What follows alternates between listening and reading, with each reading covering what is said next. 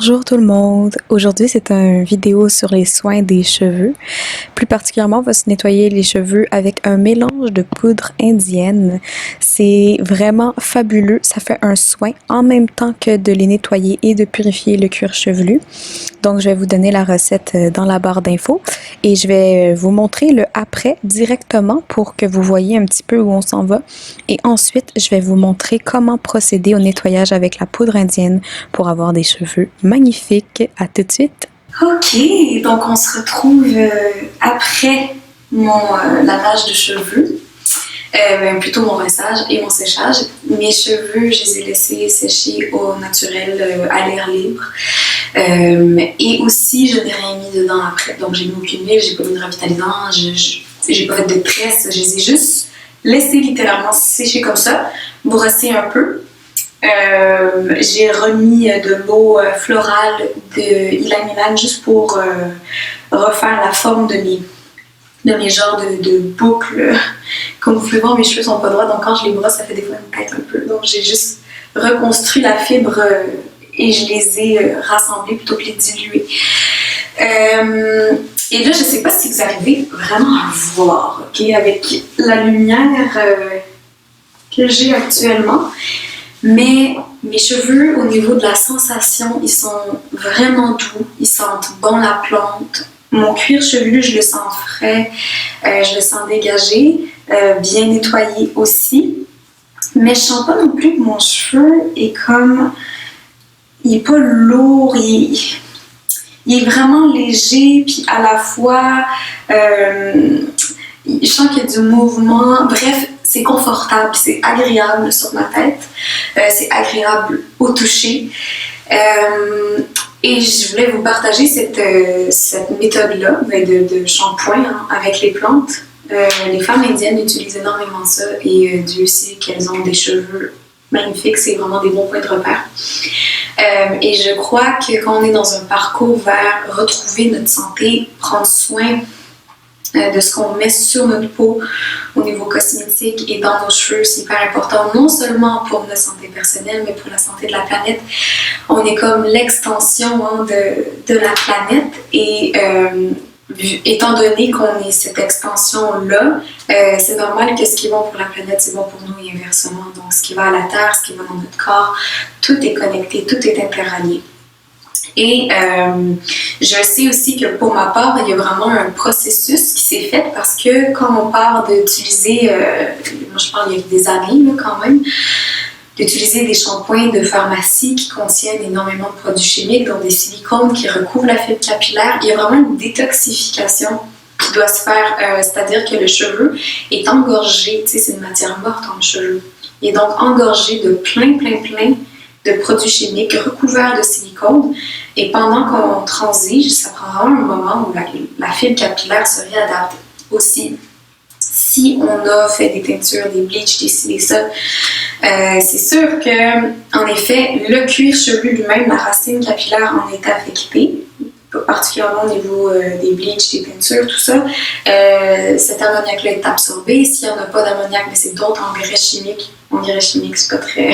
produits chimiques, matières chimiques, substances chimiques qui sont absorbées dans le cheveu.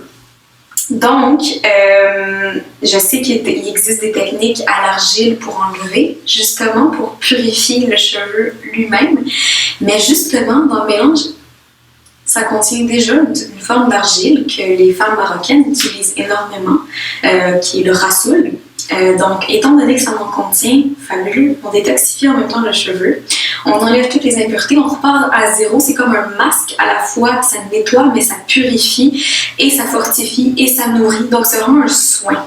C'est un moment soin, et vous n'avez pas besoin de laver en plus, ce qui est formidable. Et le fait de mettre de l'huile juste avant, ben, comme je le disais un peu plus tôt, ça permet de ne pas avoir à remettre de revitalisant ensuite, de le laisser tel quel. Donc, on vient faire un genre de bain d'huile, on vient protéger la fibre au niveau des longueurs, puis on masse bien la poudre au niveau du cuir chevelu et le reste se répand et enlève l'excédent d'huile, enlève l'excédent de saleté qui s'est peut-être cumulé.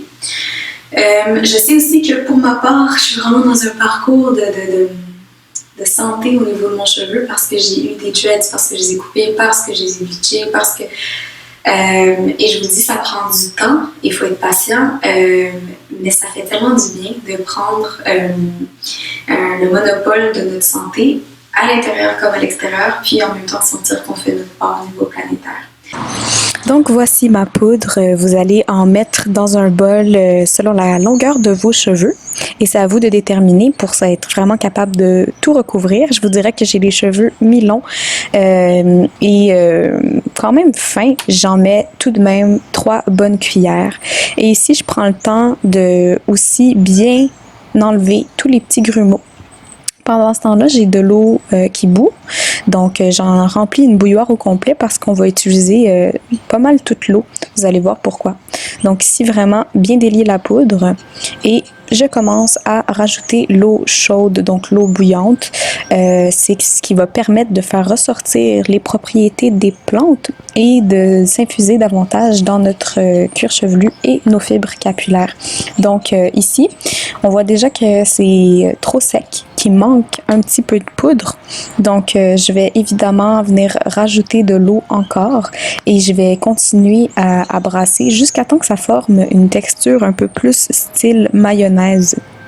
Et on va le voir tout de suite au niveau de la texture, ça va devenir lisse comme vous pouvez le voir ici. Ça va être beaucoup plus facile à appliquer, ça va pas tomber partout, même si, sachez-le, si vous êtes habillé, mettez des vêtements auxquels vous ne tenez pas parce que ça va vraiment faire des dégâts. Une fois votre poudre prête, assurez-vous d'avoir des élastiques, une bonne brosse, un hydrolat ou de l'eau qui est filtrée évidemment pour pas avoir tout le chlore et une bonne huile pour vos pointes. Je vous donne la recette de la mienne. Assurez-vous aussi d'avoir une serviette et un bol et le restant de votre eau bouillante qui va maintenant devenir un peu plus chaude que bouillante. Et vous allez commencer par brosser vos cheveux, commençant toujours par la pointe, allant ensuite au cuir chevelu. Puis c'est une étape hyper importante parce que on peut pas brosser nos cheveux une fois qu'ils sont mouillés, ça brise les cheveux. Donc toujours bien brosser et ensuite les laver. Ici, en plus, ça permet vraiment de venir préparer le cuir chevelu, d'activer la circulation sanguine. Donc ici, j'ai mis un hydrolat, personnellement d'ylang-ylang, avant d'appliquer mon huile sur mes pointes pour ouvrir les fibres capillaires et permettre à l'huile qu'elle rentre mieux. Et aussi, ça va faciliter l'application de la poudre que je commence toujours au niveau du cuir chevelu. Donc évidemment, je m'assure d'en mettre sur toutes mes longueurs et de couvrir tous mes cheveux avant de venir procéder à un massage pour venir nettoyer le cuir chevelu comme si on faisait un shampoing.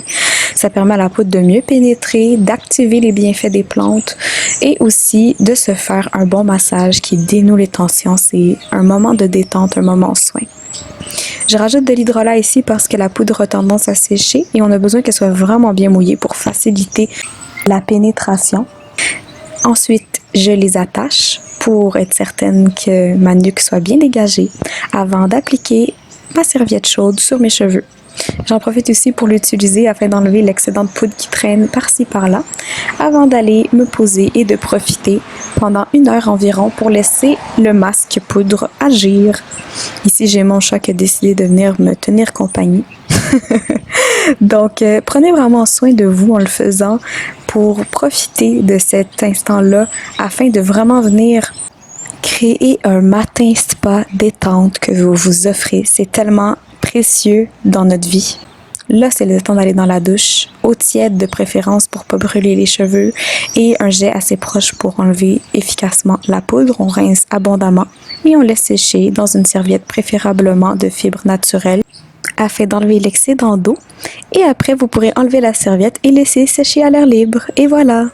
Donc, j'espère que vous avez aimé la vidéo. Je sais que les poudres comme ça a l'air un peu spécial à trouver. Vous ne trouverez peut-être pas ça en grande surface. Je sais que pour ma part, j'ai commandé en grosse quantité les poudres et que je fais mon petit mélange moi-même. La recette que j'ai faite n'est pas fixe, c'est-à-dire que vous pouvez la modifier en fonction de ce que vous trouvez. Je sais que la poudre de guimauve, par exemple, c'est excessivement facile à trouver. Il y a la compagnie Aromazone, bon, c'est en France. Il y a le frais de port, il y a le fait aussi que c'est un transport, il faut penser ça au niveau écologique.